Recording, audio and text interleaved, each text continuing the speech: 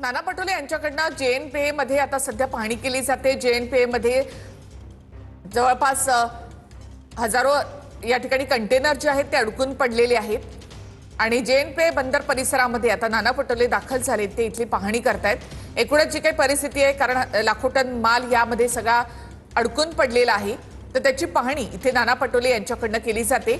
जवळपास 4000 कंटेनर या ठिकाणी अडकून पडलेले आहेत।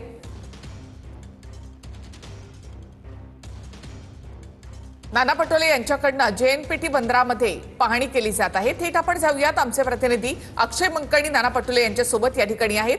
अक्षय, नाना पटोले या ठिकाणी पाहणी करतायत, काय माहिती? खरं तर आपण पाहिलं तर नाना पटोले हे स्वतः आता JNPTला आलेले आहेत आणि नानाजी तुम्ही JNPTला आलात, खरं तर काय पाहणी करताय? इराण आणि अमेरिका युद्धाचा संपूर्ण फटका जो आहे तो सर्वसामान्य शेतकऱ्यांना, सर्वसामान्य जनतेला बसताना पाहायला मिळतो। आपण पाहिलं असेल की मोठ्या प्रमाणात इथं कंटेनर पडलेले आहेत, ट्रकाच्या लाईन लागलेल्या आहेत आणि सगळ्या शेतकऱ्यांचा शेतीचा माल या ठिकाणी पडलेला आहे।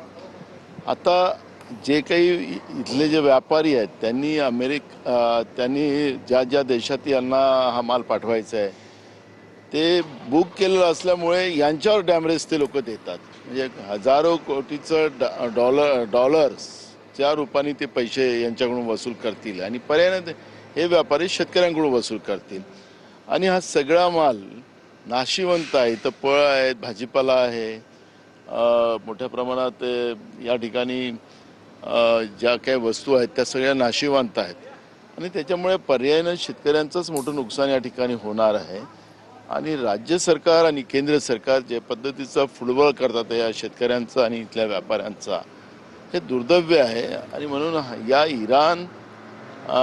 इस्रायल आणि अमेरिकेच्या युद्धामध्ये हे भारतावर याचे परिणाम होतात आहेत, हे आता या ठिकाणातून आपल्याला पाहायला मिळत आहे। परंतु सातत्यानं ह्या सगळ्या कंटेनरमध्ये शेतकऱ्यांचा माल आहे, केळी आहे, कांदा आहे, ड्रायफ्रुट्स आहेत, हे सगळे शेतकरी उगवतात ही सगळी पिकं आणि ह्या सगळा पीक जो आहे तो आता इथे कंटेनरमध्ये सोडतोय। मी आपल्याला माहितीसाठी सांगतो, मी स्वतः शेतकरी आहे। एक्सपोर्ट क्वालिटी जेव्हा आम्ही पिकवतो त्याला खर्च जास्त येतो, त्याला फार मेंटेन करावं लागतं आणि एक्सपोर्ट क्वालिटी ही जेव्हा विदेशात आम्ही पाठवतो त्याला जास्त पैसे मिळतात, त्या आशेने आम्ही त्याच्यात खर्च करतो। पण आता मला वाटतं की शेतकऱ्यांची बर्बादी याच्यामध्ये आता स्पष्ट आपल्याला दिसायला लागलेली आहे। पण सरकार का शांत बसलेली आहे? सरकार का नाही याला विल्हेवाट लावत? सरकारने शेतकऱ्यांची भरपाई करून देण्याची भूमिका घेतली पाहिजे, नाहीतर या युद्धाचे परिणाम तिथं स्फोट होत आहे, तिथं मोठ्या प्रमाणात मिसाईलचा वापर केला जातो आहे, पण महागाईची मिसाईल आणि हा माल गेला नाही तर त्याचे सगळे दुष्परिणाम या सगळ्या शेतकऱ्यांच्या श्रमावर जाणार आहे। आणि त्याच्यामुळे मी स्वतः आता आजच नरेंद्र